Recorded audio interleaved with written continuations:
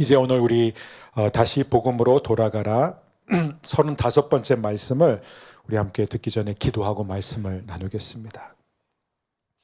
하나님 아버지, 오늘 우리가 이 예배 자리에 나올 때 정말로 하나님이 기뻐하는 마음 상태였으면 좋겠지만 우리 모두에게는 여전히 내려놓지 못한 수많은 우상들이 있습니다. 그리고 그 우상 숭배로 인하여 우리의 마음이 병들고 육신이 병들고 관계가 깨지고 세상을 바라보는 우리의 관점이 삐뚤어진 모습으로 나왔습니다. 하나님, 오늘 복음의 능력으로 우리를 소생시켜 주시옵소서. 말씀으로 우리를 치유하여 주시옵소서. 전인적인 구원과 회복을 누리는 은혜가 있게 하여 주옵소서. 예수님의 이름으로 기도합니다. 아멘.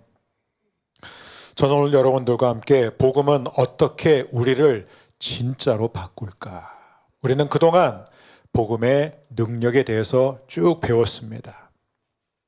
우리가 늘 경험하는 것 중에서 하나가 뭐냐면, 이제부터는 좀 잘 살아야 되겠다. 다이어트도 좀 해야 되겠다. 나는 좀 술 좀 끊어야 되겠다. 나는 담배를 끊어야 되겠다. 나는 좀 말을 부드럽게 해야 되겠다. 나는 좀 화를 덜 내야 되겠다. 우리가 다양한 그런 다짐들, 결심들을 할 때가 다 있죠. 그리고 며칠, 심지어 몇 주까지도 성공하는 것처럼 보이지만 너무 많은 경우 우리는 다시 예전 모습으로 돌아가 있는 자신을 보면서 실망할 때도 참 많은 것 같습니다. 그런데 그런 실망 가운데 가장 큰 실망, 반복되는 실망이 무엇일까요? 바로 이거예요. 복음의 능력이 이렇게 대단한데 왜 나는 안 바뀔까? 말씀을 들을 때 아멘 할 때는 뭔가 바뀔 것 같은데, 그리고 또 며칠 보면 내가 정말 말씀대로 복음의 능력으로 사는 것 같은데 왜 얼마 지나면 여전히 나는 똑같은 모습으로 그대로 있을까? 우리가 갈라디아서 시리즈를 시작한 게 올해 1월 달이었습니다. 그러면 1년 동안 과연 우리는 얼마나 복음의 능력으로 바뀌었을까요? 사도 바울은 갈라디아서 이제 5장에서 복음이 실제로 우리를 어떻게 바꾸어 나가는지에 대한 이제 구체적인 가르침을 여기에 기록하고 있습니다. 그것은 많은 사람들이 생각한 것처럼 이제부터는 이렇게 하지 말고 저렇게 하십시오. 이렇게 살면 됩니다. 저런 것들을 피하십시오. 라는 도덕적인 가르침을 주지 않습니다. 여기는 도덕적인 충고가 없습니다. 그건 종교예요. 그러면 하나님께서 사도 바울을 통해서 우리에게 주시는 갈라디아서 5장의 가르침은 무엇이냐면 복음이 어떻게 우리를 진짜로 바꿔나가는지를 설명해 주고 있습니다. 그리고 오늘 저는 여러분들과 함께 다를 나눌 수는 없지만 그러나 특별히 오늘 이 본문을 중심으로 3가지 복음의 메시지를 나누고자 합니다. 첫 번째는 복음이 약속하는 변화가 무엇이냐? 복음이 우리에게 주는 변화, 성령의 열매는 무엇이냐? 그 다음에 두 번째는 그러나 이 변화를 막고 있는 진짜 문제는 무엇인가? 그리고 세 번째는 깊은 변화의 길, 진정한 변화의 길은 무엇인가? 이 3가지 중심으로 여러분과 함께 말씀을 나누고자 합니다. 첫 번째, 복음이 약속한 변화는 무엇인가?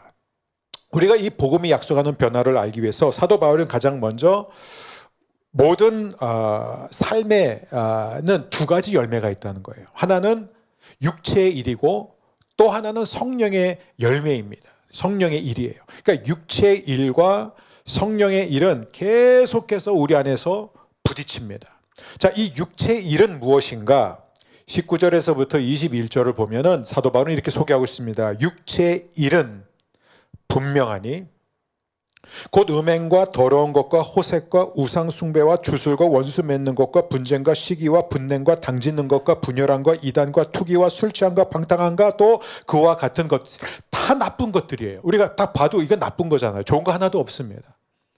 그런데 특별히 우리가 볼 때 이거 진짜 문제다, 이거 진짜 나쁜 거다라고 할 만한 것이 이 앞부분에 등장해요. 그게 뭐예요? 음행을 보고 이게 나쁜 건가 안 나쁜 건가 퀘스천할 사람은 없어요. 이건 나쁜 거예요. 더러운 것, 이건 다 성적인 죄를 말하고 있습니다. 호색과 우상 숭배, 주술, 이 종교적인 죄예요. 하나님을 믿지 않고 우상을 섬기는 죄.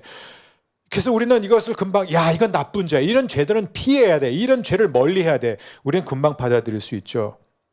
그러니까 세상에서도 부정적으로 보는 그런 죄악들입니다. 그런데 이제 그 다음이 문제예요. 그 다음이 뭐냐면은 뭐가 나오죠?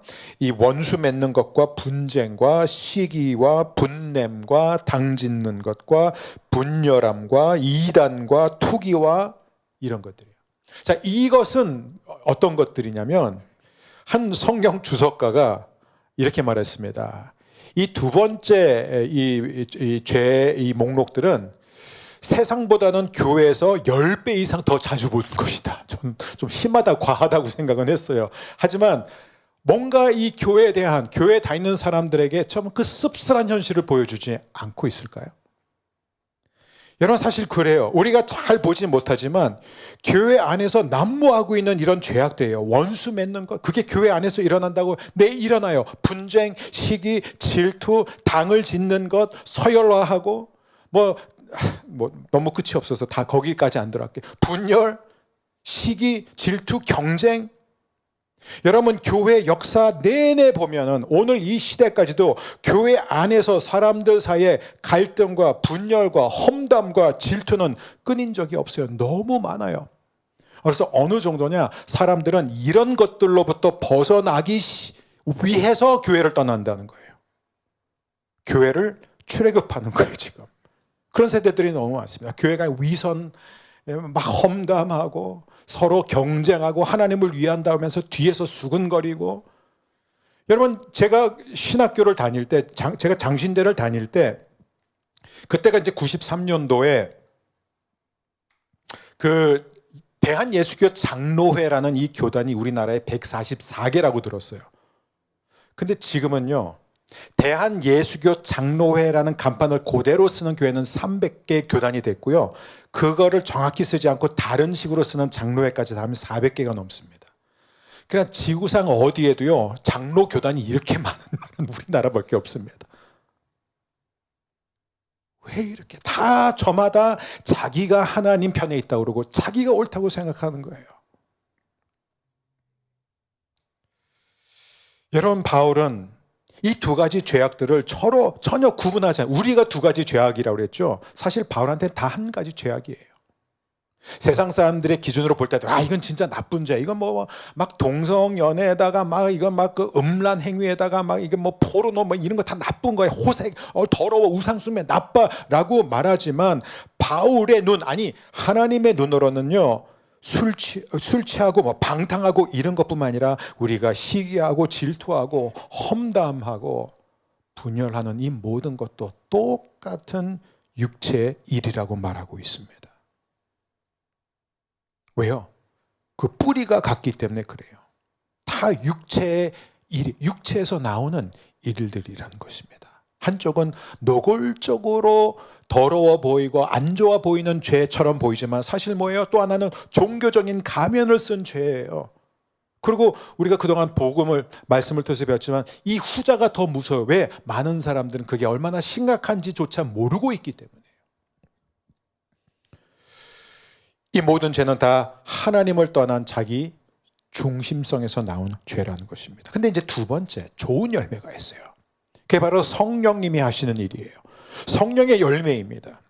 22절과 23절을 보면 오직 성령의 열매는 사랑과 희락과 화평과 오래 참음과 자비와 양선과 충성과 온유와 절제니 이 같은 것을 금지할 법이 없느니라. 여기서 우리가 두 가지만 주목했으면 좋겠어요. 오늘은 첫 번째는 뭐냐면은 성령의 열매들은 이 9가지다라고 말하지 않고 성령의 열매라는 이 단수를 강조합니다. 사도 바울이. 성령의 열매는 이것이에요. 단수예요. 하나예요. 즉 이 9가지 사랑과 희락과 화평, 오래 참은 자비, 양선, 충성, 온유, 절제는 뭐예요? 한 열매라는 거예요. 한 성품이라는 거예요. 우리가 이것을 놓쳐서는 안 됩니다. 왜 이게 중요하냐? 우리가 나중에 더 자세히 하나님이 허락하신다. 왜냐하면 제가 아직 다음 주 설교를 준비를 안 했기 때문에 하나님이 허락하신다면 더 자세히 나누게 되겠지만 여러분, 이 얘기는 무슨 얘기냐면 저는요 저는 사랑이 좀 많아요. 하나님이 저한테 사랑을 많이 주셨어요. 근데 저는요, 그렇게 기쁨이 넘치는 사람은 아니에요는 말이 안 된다는 거예요. 왜냐하면 한 열매이기 때문에. 저는 늘 기쁩니다. 저는 몰라요. 제가 타고난 뭔가 저는 항상 이렇게 해피해요. 근데 저는 그렇게 막 항상 평안하진 않아요. 좀 불안하거든요. 그럼 이것도 말이 안 돼요. 한 열매라는 거예요. 이게 다 유기적으로 하나의 성품으로 작용을 하고 있다는 것입니다. 이 전체가 다 우리 안에서 함께 움직이는 게 바로 성령의 열매지. 나는 요건 좀 있는데 요거는 약해는 뭐예요? 가짜 사랑, 가짜 평안, 가짜 기쁨. 너무나 많은 사람들이 교회를 다니면서 이 가짜 사랑에 속고 살고 있어요. 이 가짜 기쁨, 이 가짜 평안, 이 가짜 충성. 그럼 예를 들어서 이제 우리가 두 번째 주목, 오늘 뭐 자세히는 나누지 못하면 사랑. 여기서 말하는 사랑은 뭐죠? 대부분의 사람들은 사랑을 한다 할 때요, 그 사람을 사랑할 때 내가 뭔가 이렇게 내가 충만해지는 거예요. 그죠? 그리고 뭔가 이렇게 상대방을 사랑할 때 내 감정이 이게 충족이 되고 해소가 되는 거예요. 내 자존감이 올라가는 거예요. 여러분, 근데 우리가 정말 사랑이라고 말할 때 보면요, 사랑하는 게 아니라 그 사람을 이용할 때가 참 많습니다. 근데 여기서 말하는 사랑은 뭐냐면 그 사람이 하나님 앞에서 소중한 존재이니까 사랑하는 거예요. 여러분, 우리가 정말로 누군가를 사랑하냐 안 사랑하냐 금방 알 수 있습니다. 사랑의 반대말이 뭔지 아세요? 사랑의 반대말은 미움이 아닙니다. 성경에서 사랑의 반대말로 자주 등장한 게 한 예를 들어서 온전한 사랑은 무엇을 내어 쫓는다 그러죠? 통독 다 하실 텐데. 온전한 사랑은 무엇을 내어 쫓지요? 왜? 두려움이요. 예. 입술은 다 움직였는데 한 번만 소리를 내셨어요. 두려움이에요. 여러분, 두려움이라는 게 뭐예요? 이 사랑의 반대말은 미움이 아니라 두려움이에요. 여러분, 이 두려움이 뭔지 아세요? 두려움 그냥 무서워 그게 아니라 자기 보호 본능이에요. 자기 보호 본능이라는 것은 뭐냐면, 여러분, 아담과 하와가 왜 선악과를 따먹었어요? 아담과 하와가 선악과를 따먹었다는 것 자체, 그 불순종 자체가 나쁜 게 아니라 정말 나쁜 게 뭐냐면 왜 불순종했냐 이거예요. 왜 선악과를 따먹었습니까? 왜냐하면 하나님이 되고 싶었어요. 왜 하나님이 되고 싶었어요? 두려워서. 자기 자신을 자기가 하나님이 돼서 자기가 자기 삶을 통제하고 싶은 거예요. 그러니까 어떤 사람이 사랑을 못하는 사람인 줄 아세요? 상처받지 않고자 하는 사람, 손해를 보지 않고자 하는 사람, 이런 태도를 가진 사람들은 다른 사람을 사랑할 수가 없습니다. 여러분, 사실 보면요, 결혼할 때도 보면 부부 사이에서도요, 정말 이런 사랑으로 살아가는 것이 하나님의 뜻인데 그렇게 하지 못할 때가 너무 많아요. 그러면 예를 들어서 뭐 이게 다 자세히 나눌 수는 없지만 그 다음에는 뭐 희락이에요. 희락. 그럼 여기서 말하는 이 희락은 뭐냐면, 요즘 여러분 교회 안에서 가짜 기쁨이 너무 많아요. 왜인 줄 아세요? 막 뭔가 이렇게 하나님이 내 기도를 응답해 주시고 내 삶이 잘 풀리고 뭐 하나님이 나와 함께 하실 때 하나님 감사합니다 하고 그 느끼는 그 기쁨, 우리가 자주 느끼는 그 기쁨이 진짜 기쁨이 아닐 때가 많아요. 어떻게 알 수 있어요? 일이 꼬일 때 보면 알 수 있어요. 내 기도가 응답되지 않는 거예요. 건강했던 내가 갑자기 병에 걸리는 거예요. 내가 무서운 진단을 받는 거예요. 내 자녀가 그렇게 시험을 잘 볼 수 있는 자녀인데 시험을 못 봤어요. 원하는 학교에 합격하지 못합니다. 그러면요, 우리는 기쁨이 사라지는 거예요. 근데 여기서 말하는 기쁨은 어떤 기쁨이냐면은 내 상황과 상관없이 하나님 자신 때문에 오는 기쁨이에요. 즉, 하나님이 내 기도를 들어주시느냐 안 들어주느냐, 하나님이 나에게 어떤 선물을 주시느냐와 상관없이 하나님 자신으로부터 오는 기쁨. 여러분, 이런 기쁨을 가진 사람은요, 세상이 절대로 그 기쁨을 뺏어갈 수 없습니다. 제일 무서운 사람이 이런 사람이에요. 과연 우리는 그 기쁨이 있습니까? 평안. 그 다음에 세 번째가 뭐예요? 평안이에요. 평안. 평안은 우리가 언제 평안해요? 모든 계획이 내가 원하는 대로 될 때 우리는 마음의 평안을 누립니다. 그죠? 통장에는 두둑한 잔고가 있고, 주식 투자했을 때 주식이 어느 정도 다 올라가고, 우리 자녀들이 우리가 원하는 대로 말 잘 들으면서 학원 잘 다니고 공부 잘하고 좋은 성적 나오고, 내가 건강하고, 모든 게 우리가 원하는 궤도에 올라갈 때 우리는 평안을 누리지만, 여기서 말하는 평안은 뭐냐면은 내 계획대로 되지 않는다 할지라도 하나님이 모든 것을 다 알고 계시며 완벽하게 일하고 계신다라는 그 믿음에서 오는 평안입니다. 이게 성령의 열매의 평안이지, 이런 평안을 가진 사람, 여러분, 우리가 평안을 누리지 못한 이유가 뭔지 아세요? 빌립보서를 보면은 너의 염려를, 너의 모든 염려를 누구에게 맡기라? 주께 맡기라. 왜요? 그러면 모든 지각에 뛰어난 하나님의 평강이 그리스도 예수 안에서 너의 마음과 생각을 지키신다. 여러분, 우리가 왜 염려하고 근심하는 줄 아세요? 왜 평안이 없는 줄 아세요? 못 맡겨요, 하나님께. 왜요? 내가 하나님보다 더 잘 알기 때문에.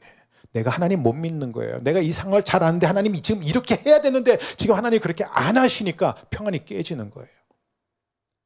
진정한 평안은 뭐예요? 일이 내가 원하는 대로 되지 않는다 할지라도 불리하게 돌아가고 있을 그때에도 내 자녀가 내 속을 새기고 내 자녀가 내가 원하는, 내가 꿈꾸는, 내가 기도하는 그런 삶을 살고 있지 않을 때도 하나님이 내 아이를 사랑하신다. 하나님은 이 모든 상황을 잘 아신다. 그리고 하나님은 실수가 없는 분이다. 그거를 아는 사람은요, 어떤 상황과 상관없이 평안을 누리게 되는 줄 믿습니다. 나머지 다 마찬가지예요. 뭐 오래 참음도 마찬가지. 오래 참음도 뭐예요? 막 내가 기분 나쁘고 상할 때 그 막 부정적인 생각, 보복할 생각, 미워하는 생각이 아니라 용서하는 방향으로 계속해서 내 마음이 가는 능력입니다. 여기서 말하는 자비는 무엇이에요? 정말 예의 바르고 너그럽게 하는 것이 아니라 다른 사람이 나보다 잘 되는 것을 보면서 진심으로 기뻐할 수 있는 마음. 여러분, 그게 인간의 힘으로 안 되거든요. 친한 친구 사이에서도요, 저 친구가 계속 잘 되고 내가 잘 안 되면요, 배 아파요.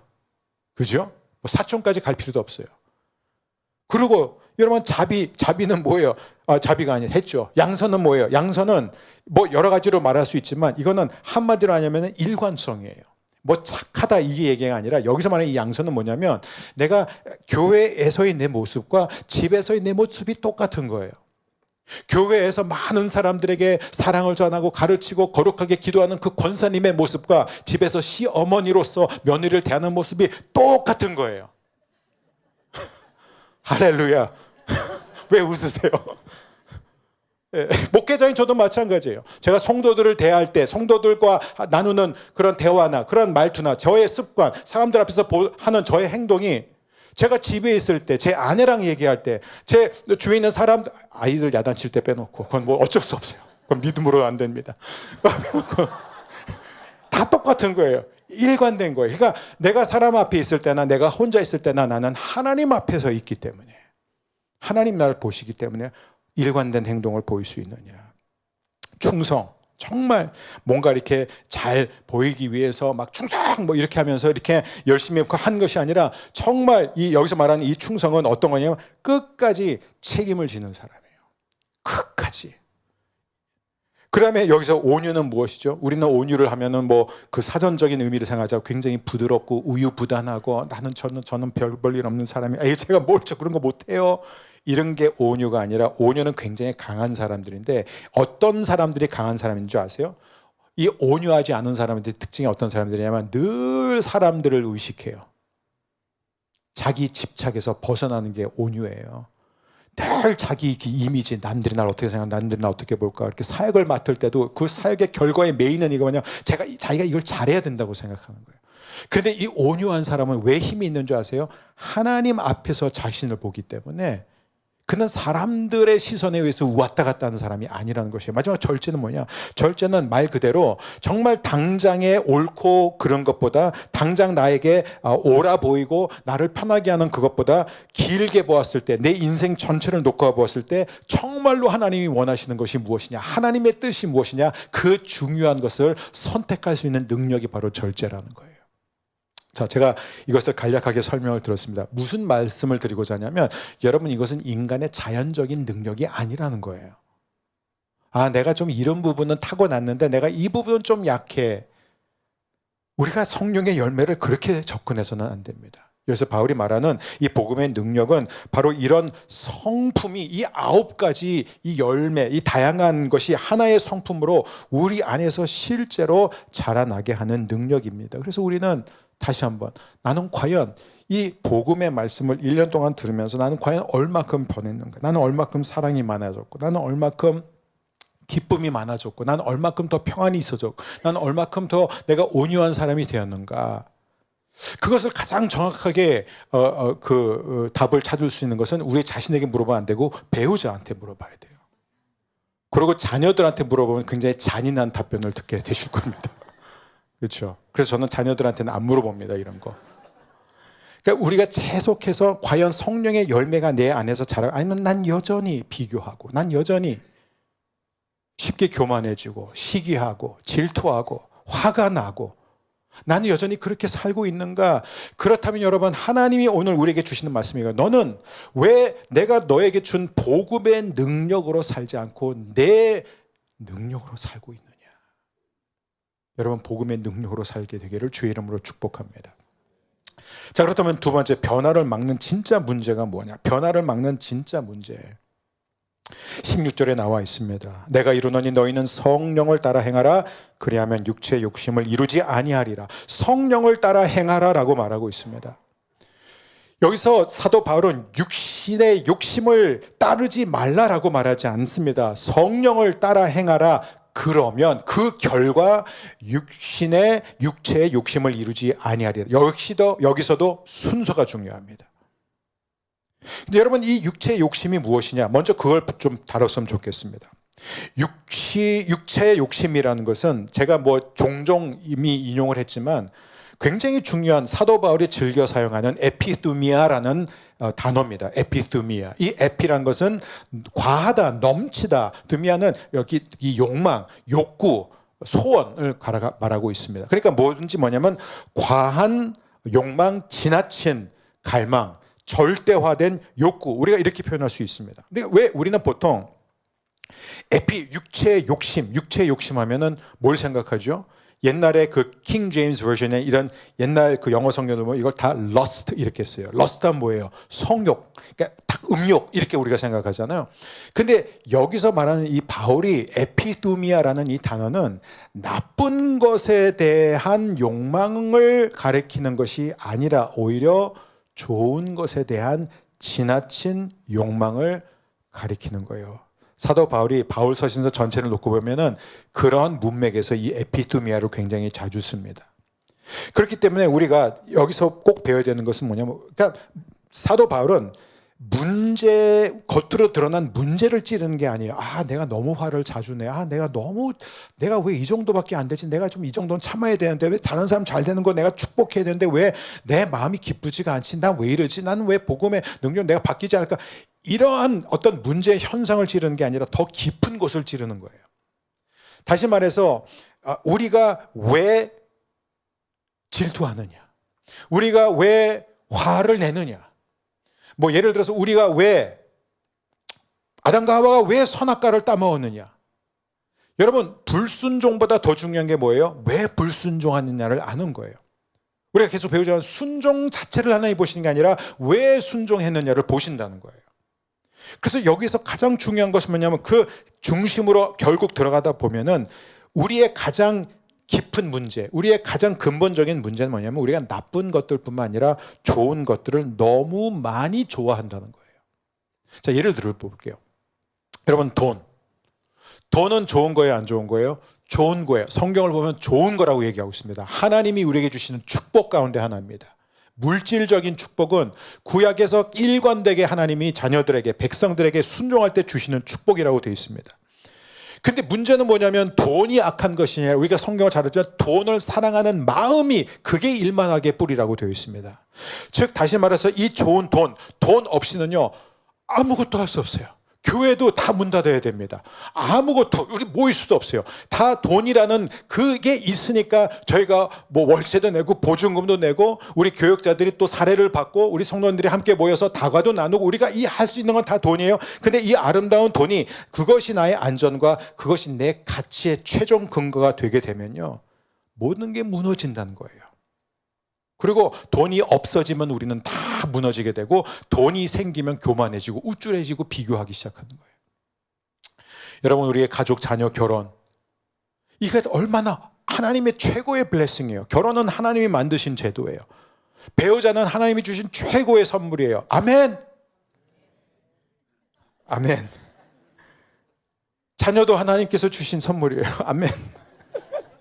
아멘. 근데 문제는 뭐냐? 이것이 얼마든지 하나님보다 더 중요해질 수 있다는 거예요. 하나님보다 더 가치 있는 것이 될 수 있어요. 하나님, 제가 정말 하나님 열심히 교회도 다니고 예배도 드리고 정말 하나님 우리 아이 꼭 이번에 시험 꼭 잘 보고 꼭 좋은 대학에 합격해야 됩니다. 여러분 그것이 내 기도, 내 인생의 기준이 될 수가 있다는 거예요.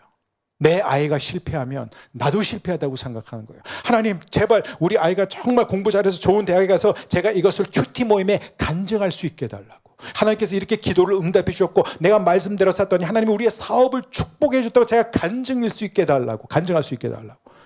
여러분 대부분의 간증들이 온통 그런 간증들이 너무 많아요. 여러분 우리가 정말 조심하지 않으면 우리는 하나님보다 하나님이 주신 것들을 더 원하고 좋아하고 갈망하고 절대화할 수 있습니다. 우리가 교회에서 사역하고 봉사하는 것도 다 똑같아요. 여러분 교회가 정말 하나님의 교회가 영적 청정 지역이 왜 우리는 늘 가슴 아프게 교회에서 계속해서 안 좋은 일들을 보게 우리 오해하지 우리 교회는 아직도 없었고 앞으로도 없기를 간절히 바라고 원하옵나이던데 근데 여러분 교회 아무리 좋은 교회도 저도 많은 교회를 경험했지만 저는 정말 어렸을 때부터 제가 다녔던 교회는요 저는 별의별 모습 다 봤습니다. 막 장로님들이 뭐 다가가서 담임 목사님의 배를 주먹으로 펀치하고 뭐 이단 옆차기 하고 그리고 뭐 쌍욕하고 저는 너무 그런 교회에서의 그런 모습들을 너무 많이 봤어요. 근데 이분들이 다 자기가 하나님의 일을 한다고 하나님을 위해서 한다고 그러면서 계속해서 부딪히고 제가 정말 감사한 게 우리 교회 교역자들의 관계가 굉장히 좋아요. 그렇게 만들어낸 게 아니라 여러분 왜냐하면 지금 여러분 교역자들의 관계가 좋은 거 굉장히 힘들어요. 저는 아직 그런 교회를 거의 못 봤습니다. 그 안에 들어가면 다 또 서열이 있고 또 파가 있고 이게 왜 그럴까? 여러분 결국 사역 좋지요, 봉사 좋지요, 그리고 목회 좋지요. 저도 목회 열심히 하고 싶어요. 근데 여러분 문제가 뭐냐면 이 사역이 잘 되어야지 내가 정말 목회를 잘해서 교회를 엄청 부흥시키고 숫자와 결과에 따라서 내가 정말 좋은 목회자가 될 수 있어. 하나님이 나를 좋은 목회자로 받아주실 거야라는 이게 잘못됐다라는 거예요. 이 좋은 것들은 우리가 어느새 예수님보다 더 중요해지는 거예요. 그래서 이 상태로 설명한 단어가 바로 이 에피두미아라는 거예요. 과한 욕망이라는 것입니다. 자, 이것을 왜 이게 무섭냐면 사도 바울은 18절에서 이렇게 말합니다. 너희가 만일 성령의 인도하시는 바가 되면 율법 아래 있지 아니하리라. 이상하죠. 여러분 이 말씀을 집에 가서 한번 읽어보세요. 육체의 욕망, 이 과한 욕망을 가진 사람들의 특징이 뭔지 아세요? 율법 아래에 있다라는 거예요. 이게 무슨 상관인가? 율법 아래에 있다면 하나님의 말씀을 너무 지나치게 막 지키려고 그래가지고 그래서 사도 바울이 그걸 얘기하는 건가? 여러분 사도 바울은요 순종을 굉장히 많이 강조하는 사람이에요. 여러분 바울은 순종 안 해도 됩니다. 그냥 복음의 능력만 힘입으면 저절로 순종이 됩니다. 이런 얘기 하지는 않습니다. 순종하라고 그래요. 그래서 여러분 서로를 자신보다 더 낮게 여기십시오. 여러분 자신을 낮추십시오. 여러분 사랑으로 섬기십시오. 이런 얘기 굉장히 서로의 짐을 지십시오. 이런 얘기를 굉장히 많이 해요. 그런데 여기서의 포커스는 뭐냐면은 바울도 사랑으로 율법을 이루라고 우리에게 가르치지만 율법 아래에 있다는 것은 내가 얼마나 노력하고 내가 얼마나 잘했고 내가 얼마나 헌신했느냐에 따라서 하나님이 나를 기뻐하시고 하나님이 나에게 복을 주신다라는 그 생각, 즉 내 행위, 내 성취가 바로 하나님 앞에서의 나의 가치, 나의 됨됨이를 결정한다는 그 마음이 바로 인간의 모든 죄 중에 가장 근원적인 죄가 뭐예요? 자기 자신을 스스로 구원하려고 하는 마음이에요. 이게 모든 죄의 핵심입니다. 그래서 우리는 너무 좋은 것들이 중요해져 버린다는 거예요. 하나님, 내 사업이 꼭 잘되게 해 주옵소서. 우리 자녀가 꼭 잘되게 해주세요. 하나님, 내가 정말 교회에서 맡은 사역을 잘 감당할 수 있게 해주세요가 얼마든지 과한 욕망이 될 수 있습니다. 그래서 바울은 말합니다. 율법 아래에 있는 그 사람은 바로 이 에피두미아, 과한 욕망과에 사로잡혀 있는 사람이다. 그래서 저와 여러분이 늘 고백하는 것입니다. 하나님 아버지, 저는 제 자신을 구원할 수 없는 사람입니다. 저의 구원은 오직 예수 그리스도에게 있습니다. 주님만이 저를 의롭게 하시고 주님만이 저를 구원해 주시는 분입니다. 우리는 이것을 놓쳐서는 안 됩니다. 마지막 세 번째, 복음의 세 번째 오늘 메시지는 이것입니다. 깊은 변화의 길. 우리가 진정한 변화의 길을 어떻게 나아갈 수 있느냐. 24절, 25절에 나와 있습니다. 그리스도 예수의 사람들은 육체와 함께 그 정욕과 탐심을 십자가에 못 박았느니라. 만일 우리가 성령으로 살면 또한 성령으로 행할지니. 두 가지예요. 십자가에 못 박았다 이거예요. 정욕과 탐심을 십자가에 못 박았다. 여러분, 사도 바울이 도대체 정욕과 탐심을 십자가에 못 박았다라는 게 어떤 의미일까요? 이 의미는 다른 것이 아니라, 여러분 여기서 버렸다, 죽였다 이런 말을 하지 않고 십자가에 못 박았다라는 아주 구체적인 표현을 쓰고 있습니다. 그러니까 사도 바울이 말하고자 하는 것은 우리 모두 안에는, 저와 여러분 다, 우리 안에 다 에피수미아가 있어요. 없는 사람은 없습니다. 우리는 지금 다 주 예수보다도 귀한 것은 그렇게 불러도요 많아요. 주 예수보다 더 귀하게 여기는 게 알게 모르게 너무너무 많습니다. 그런데 우리의 마음을 우리가 알게 모르게 지배하고 있는 이런 과한 욕망, 이런 우상들을 어떻게 하라고요? 예수님의 십자가를 볼 때 비로소 우리는 그걸 버릴 수 있게 된다는 거예요. 어떻게 해요? 여러분 보시면 성령님이 하시는 게 뭐예요? 우리가 여기서 그 다음에 두 번째 명이 뭐예요? 성령으로 살면 성령으로 행할지니라, 그 얘기예요. 성령으로 산다는 것은 성령의 인도를 받는 거예요. 그럼 성령님이 여러분 우리를 어떻게 인도하시죠? 아주 간단하게 삼위일체에 대해서 우리가 배우면 하나님, 성부 하나님, 성자 하나님, 성령 하나님이 계세요. 우리는 이 삼위 하나님을 믿습니다. 그런데 이 성부 하나님이 하신 사역이 뭐예요? 우리의 구원에 있어서 아들을 보내주신 게 바로 아버지 하나님이에요. 아들을 보내주셨어요. 그 다음에 아들, 성자 하나님은 뭘 하셨습니까? 저와 여러분의 죄를 대신 짊어지시고 담당하시고 십자가에 못 박혀 죽으셨고 다시 살아나셨습니다. 그러면 성령님은 어떤 역할을 하십니까? 성령님이 하시는 사역은 일관돼요. 그게 뭐예요? 예수님이 직접 이 요한복음에서 14장에서도 쭉 설명을 하시는데 17장에 보면 그 대제사장의 기도, 대언 기도가 나오는데 거기에서 보면 반복되는 구절 가운데 하나가 뭐냐면 16장에 이런 구절이 나옵니다. 그가 오면은 나를 영화롭게 할 것이다. 내가 너에게 가르친 모든 것을 다 너희에게 가르쳐 줄 것이다. 성령님이 하시는 사역이 뭔지 아세요? 성령님이 오시면 계속해서 우리로 하여금 예수님께로 인도하는 거예요. 우리를 붙잡고 예수님께로 인도해요. 그럼 어디로 인도할까요? 가장 먼저 우리를 인도하는 게 십자가로 인도하는 거예요. 그러면 성령께서 우리를 십자가로 인도하면 십자가에서 뭘 보게 돼요?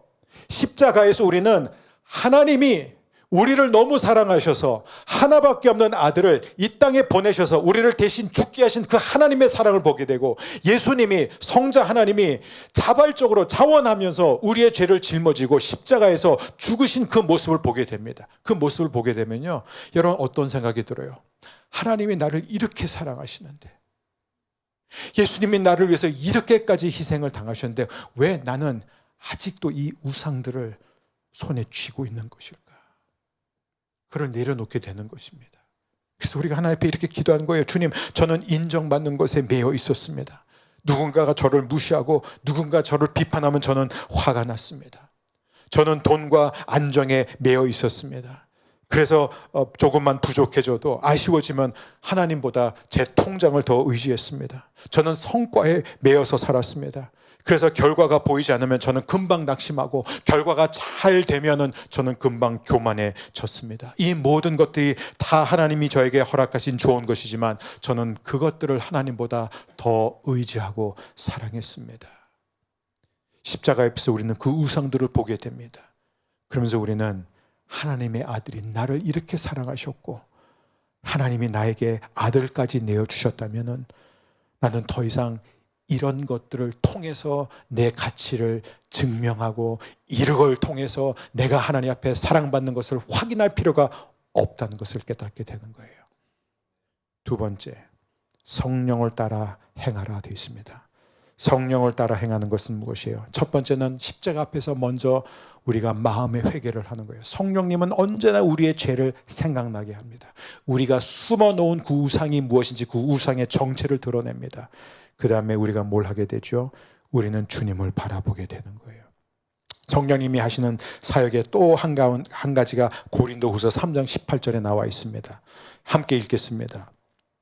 우리가 다 수건을 벗은 얼굴로 거울을 보는 것 같이 주의 영광을 보매 그와 같은 형상으로 변화하여 영광에서 영광에 이르니 곧 주의 영으로 말미암음이니라. 여러분, 이 고린도후서 3장 18절 말씀 집에 가셔서 꼭 외우세요. 여기에서 우리가 어떻게 변화되는지 그 과정을 보여주고 있어요. 여러분, 우리가 어떻게 변화되는지 아세요? 우리가 어떻게 예수님의 형상으로 변화되는지 아십니까? 주의 영광을 볼 때예요. 주의 영광을 볼 때. 그러면 어떤 일이 일어나요? 우리가 영광에서 영광에 이르게 된다. 근데 그 일을 누가 한다고요? 곧 주의 영으로 말미암음이니라. 여러분, 우리가 십자가 앞에 나가 우리가 움켜쥐고 있었던 이 에피드미아, 과하게 하나님보다 예수님보다 더 의지하고 더 좋아했던 그 좋은 것들, 나쁜 것들을 내려놓게 되면 성령께서 우리를 영광의 주님 보게 하십니다. 우리가 믿음의 눈을 열어서 영광의 주님을 바라보게 된다는 것이에요. 여러분, 그래서 우리는 말씀을 들을 때도요, 주님, 이 말씀을 통해서 예수님을 보기 원합니다. 우리가 찬양할 때도요, 주님, 이 고백이 바로 예수님을 높이는 찬양이 되기를 원합니다. 우리가 잠자리에 들 때도 예수님, 오늘도 나와 함께 해주셔서 감사합니다. 여러분의 삶에 날마다 이 프로세스가 반복되기를 원합니다. 다시 말해서 첫 번째, 십자가 앞에서 내 숨겨진 모든 욕망, 우상을 다 내려놓으십시오. 그리고 성령께서 보여주시는 그 예수님, 그 예수님의 영광을 우리가 믿음으로 바라볼 때 우리는 한 걸음 한 걸음 매일 나아가는 것이에요. 여러분, 이거 뭐 제가 장황하게 설명했지, 이게 큐티예요. 이게 매일 말씀을 보는 거예요.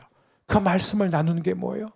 매일 주님을 바라보면서 나아갈 때 저와 여러분의 삶은요, 안 바뀔래야 안 바뀔 수가 없습니다. 성령의 열매가 맺어질 줄 믿습니다.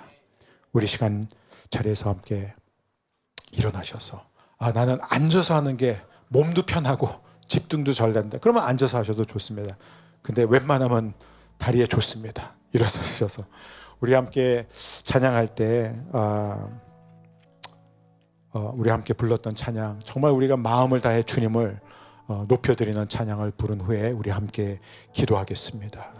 오늘 주신 말씀을 의지하여 우리가 한 목소리로 세 가지 기도를 한 마음이 되어 드리겠습니다. 첫 번째는 복음의 능력을 구하는 기도입니다. 함께 기도합니다.